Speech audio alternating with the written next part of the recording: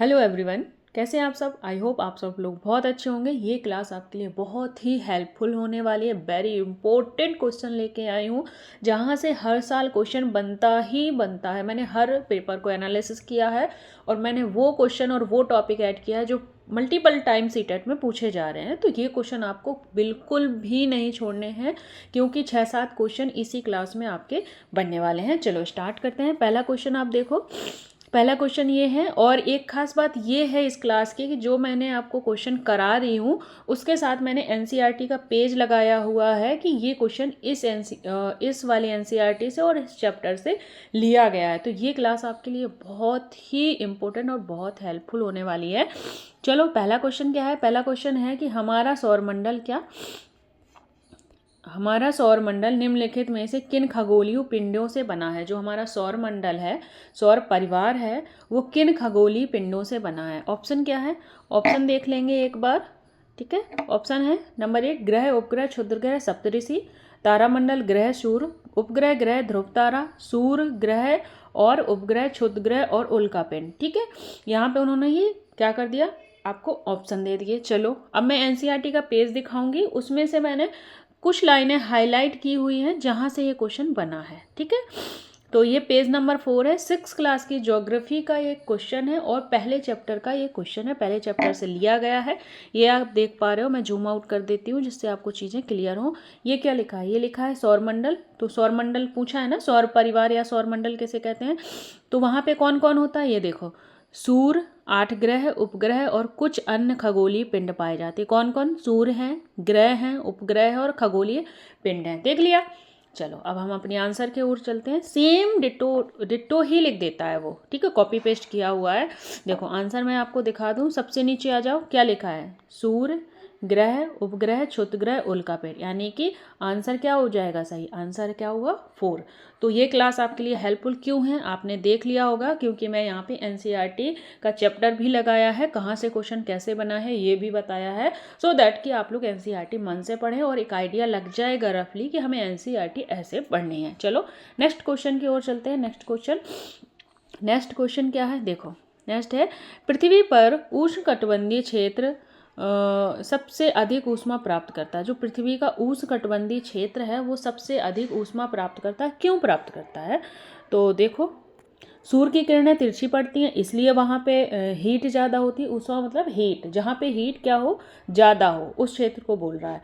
तो यह स्थल रुद्र है, यह महासागरों से घिरा है, या फिर इसके क्या कह रहा है, दोपहर का सूर्य ठीक सिर के ऊपर होता है। मैंने सेम क्वेश्चन अपनी प्रीवियस पहली क्लास में करवाई हुई है, सेम क्वेश्चन पहले क्लास में करवाया हुआ है, वहाँ भी देख लेना। ठीक है, इसी टॉपिक से क्वेश्चन बना था और ये फिर क्वेश्चन बना है। जब भी मैं कह रही हूँ ये मल्टीपल टाइम रिवाइज वाले क्वेश्चन बने हैं। चलो एनसीईआरटी पे चलते हैं। ये चैप्टर 2 है, if I am not wrong. तो एक बार पेज नंबर देख लो, अगर चैप्टर में गलत बता जाऊँ तो पेज नंबर से फाइंड कर लेना। वैसे तो चैप्टर 2 ही है। तो पेज नंबर 12 है। ये देखो मैंने कुछ लाइंस हाईलाइट की हुई हैं एनसीईआरटी ऐसे, यहाँ क्वेश्चन बना है। देखो क्या लिखा है, कर्क रेखा और मकर रेखा के बीच सभी अक्षांशों पर सूर्य वर्ष में एक बार दोपहर के ठीक सिर के ऊपर होता है। इसलिए एक मिनट, ये लाइन वो हो गई है। चलो, इसलिए क्या होता है, इसलिए यह क्षेत्र क्या हो जाता है, सबसे गर्म हो जाता है। कैसा हो जाता है यह क्षेत्र, ये क्षेत्र सबसे गर्म या अधिक ऊष्मा प्राप्त करता है। कहाँ प्राप्त कर रहा है, कर्क रेखा और मकर रेखा के बीच में सबसे ज़्यादा ऊष्मा प्राप्त कर रहा है। क्यों प्राप्त कर रहा है, तो ये देखो, जो सूर्य है एक बार दोपहर में सिर के ठीक ऊपर आता है, यानी कि कर्क रेखा और मकर रेखा का जो क्षेत्र है बीच का, वो सबसे ज़्यादा हीट प्राप्त करता है। कैसे, क्योंकि सूर्य की वहाँ पे सीधी किरणें पड़ती हैं। जब सीधी किरणें पड़नी है इसका मतलब सूर्य हमारे सिर के जस्ट ऊपर है, इसलिए तो हीट ज़्यादा मिल रही है हमें। तो उस क्षेत्र को क्या कह रहे हैं हम, उस क्षेत्र को उष्णकटिबंधीय क्षेत्र कहा जाता है। लिखा है ना, देखा कैसे कैसे क्वेश्चन बना है। उसने बोला कि उष्णकटिबंधीय क्षेत्र पर सबसे अधिक ऊष्मा होती है। क्यों होती है, क्योंकि उस समय जो सूर्य है हमारे वहाँ पर सिर के सबसे ऊपर होता है।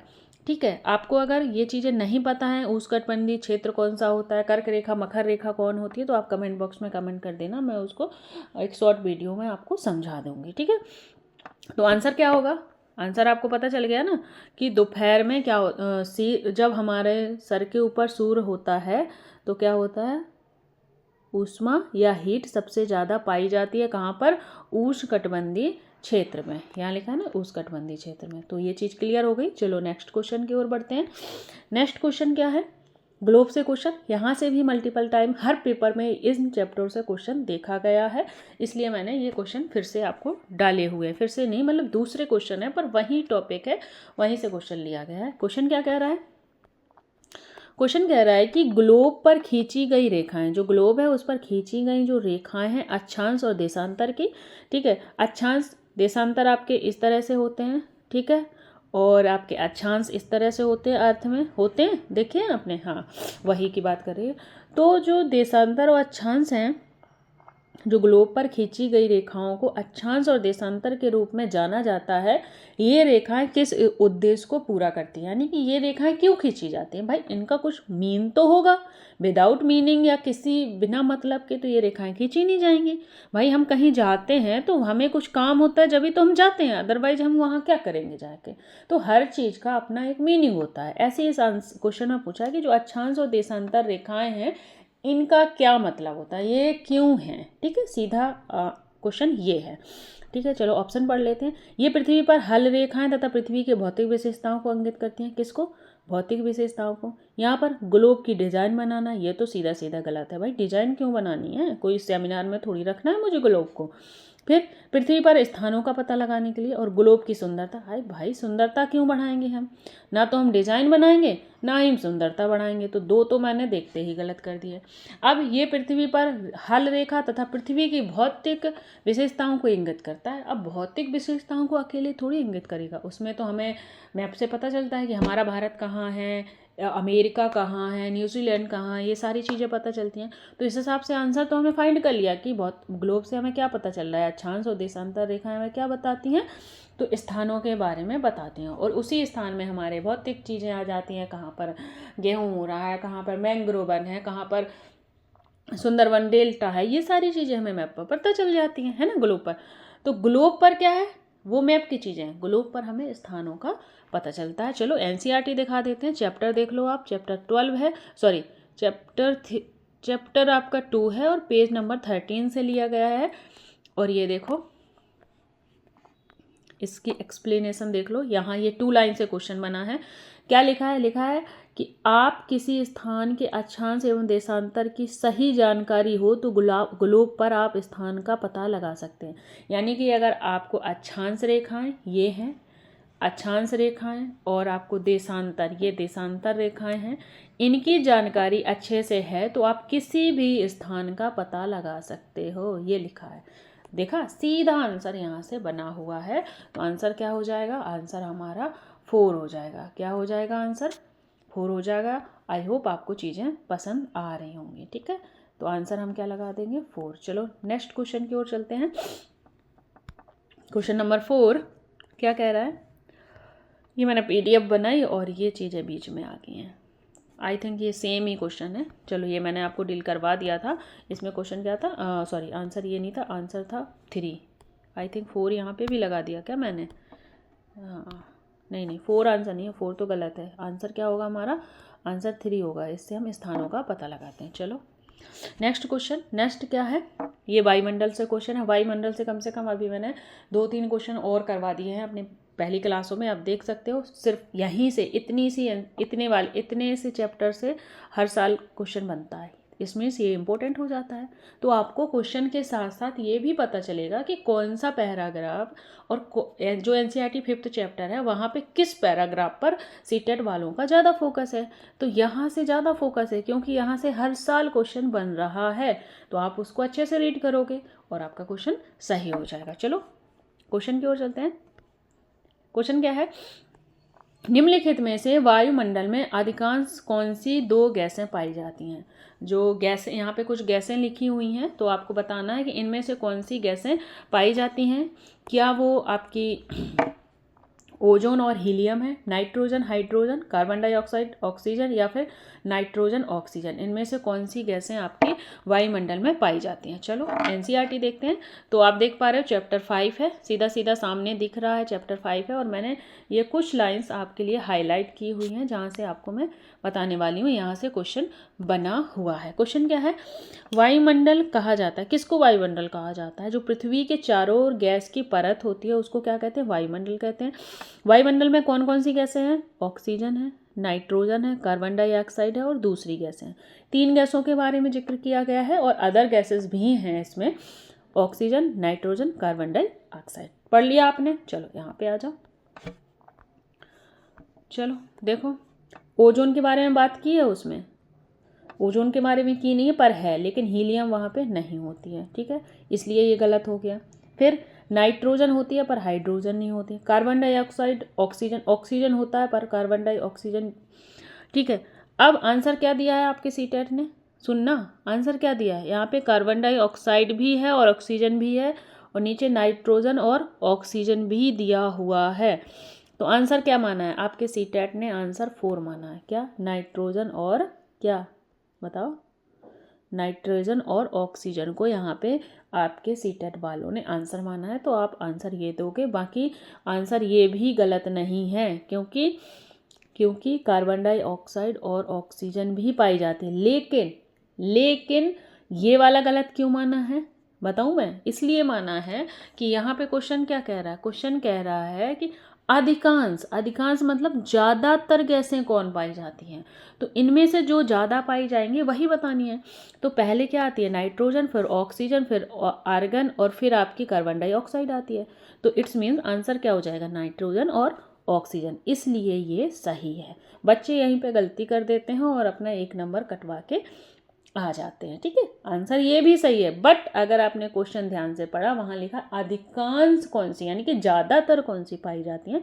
तो इन छोटे छोटे वर्ड पे आपको ध्यान देना है, सो दैट आपका क्वेश्चन रॉन्ग ना हो। चलो आज का लास्ट क्वेश्चन है हमारा। क्या लास्ट क्वेश्चन है? देखो 5th चैप्टर से एक और, मैंने अभी बताया था ना, इस चैप्टर से बहुत क्वेश्चन बन रहे हैं। ये वाला पैराग्राफ बहुत ही मस्ट इम्पोर्टेंट हो जाता है। अगर जो बच्चे ये क्लास देख रहे हैं, आई एम डैम श्योर कि वो क्वेश्चन गलत नहीं करेंगे, क्योंकि मैंने इस क्लास को बहुत ही अच्छे से डिजाइन किया है। बहुत ही मेहनत लगती है, पहले PYQ निकालना, फिर चैप्टर फाइंड करना, किस चैप्टर से ये क्वेश्चन बना है, उसके बाद पूरा चैप्टर रीड करना, देन पता लगाना कि ये क्वेश्चन यहाँ से आया है। पूरा PDF सेलेक्ट करना बहुत टाइम लगता है। तो प्लीज़ अगर क्लास आपको समझ में आ रही है, पसंद आ रही है, आपके लिए हेल्पफुल लग रही है आपको, तो आप प्यारा सा कमेंट ज़रूर करें, जिससे कि हमें भी मोटिवेशन मिलेगा और आप भी चीज़ों को अच्छे से अच्छे वे में प्राप्त कर सकेंगे। सो चलो अपना ये क्वेश्चन भी डील कर लेते हैं। क्वेश्चन क्या कह रहा है? क्वेश्चन कह रहा है पृथ्वी के चारों ओर, जो पृथ्वी है, पृथ्वी के चारों ओर वायु की पतली परत फैली है। अभी हमने पढ़ा था, उसे क्या कह रहे हैं हम? वायुमंडल कह रहे हैं। निम्नलिखित में से विकल्प वायु को पृथ्वी के चारों ओर बनाए रखता है, यानी कि जो वायु की पतली परत है हमारे पृथ्वी के चारों ओर फैली है, पर ये जो परत फैली हुई है तो ये तो कहीं भी जा सकती है, पर ये पृथ्वी के चारों ओर ही क्यों चिपकी है? कुछ तो रीजन होगा इसका। तो ये क्वेश्चन यहाँ से बना है। बाकी ये NCERT दूसरा चैप्टर है, जहाँ पे आपको क्षोभ मंडल, समताप मंडल, मध्य मंडल, ताप मंडल, ये सब चीज़ें मैं पढ़ाऊँगी, वहाँ से ये क्वेश्चन है। लेकिन वायुमंडल यहाँ भी दिया है, तो हमने यहाँ से क्वेश्चन इसको ले लिया। अब इसका आंसर क्या है? ये चांद का गुरुत्वाकर्षण बल है, या फिर पृथ्वी का गुरुत्वाकर्षण बल है, या सूर्य की ऊष्मा के कारण है, या पृथ्वी के चट्टानों के कारण है।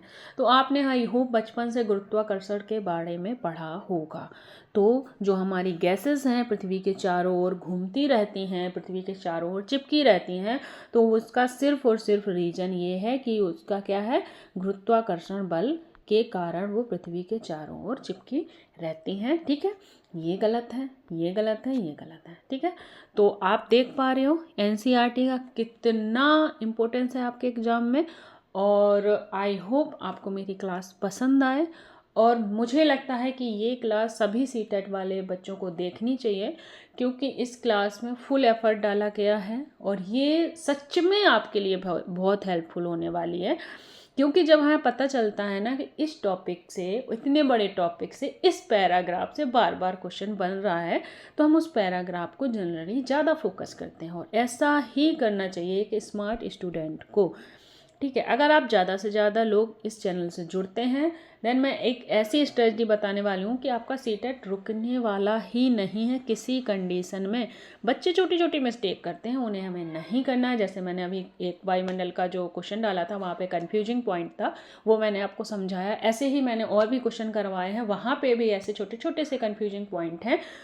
इसे मैं बोलती हूँ एग्जामिनर की गुगली, और वो गुगली मारता है, आप लोग अपना विकेट गिरा देते हो, यानी कि अपना वहीं पर नंबर खो देते हो। तो चलो, मैंने अपनी तरफ से पूरी कोशिश की है, 100% दिया इस क्लास को। देखते हैं आपको कैसी क्लास लगती है, तो लाइक शेयर कमेंट ज़रूर कर देना। एंड जो भी क्वेरी हो आपकी, जो भी प्रॉब्लम हो, आप कमेंट बॉक्स में कमेंट कर सकते हो। डेली टारगेट स्टार्ट है, वो भी ज्वाइन कर सकते हो as a mentor. Discussion channel बनाया हुआ है मैंने टेलीग्राम पे, वहाँ पे आकर अपनी अपनी जो भी प्रॉब्लम्स हैं लिख सकते हो सीटेट से रिलेटेड, उनको मैं खुद डील करने वाली हूँ। So thank you guys, take care and bye bye.